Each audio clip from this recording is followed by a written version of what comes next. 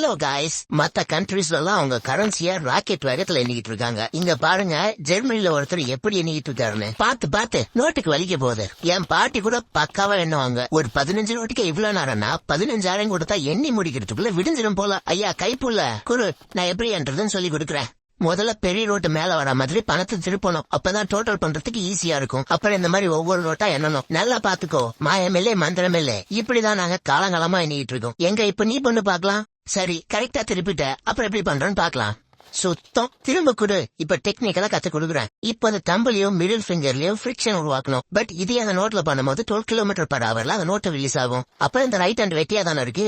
அது அந்த நோட்டை கேட்ச் பண்ணிக்க வேண்டியதுதான். குடிஞ்சு வர பாக்குறானே. இதுதான் அப்படியே கண்டினியூஸா திரும்ப பண்ணணும். இப்போ அது புரிஞ்சுதா? இத ஃபாஸ்டும் பண்ணிக்கலாம், ஸ்லோவும் பண்ணிக்கலாம். இப்ப நீ ட்ரை பண்ணு. சுத்தம் கடைசி வரைக்கும் நீ கத்துக்க மாட்ட. நாளையில இருந்து 1 hour டியூஷனுக்கு வா. அப்பவாது ஒழுங்காயின்றேன்னு பாக்கலாம்.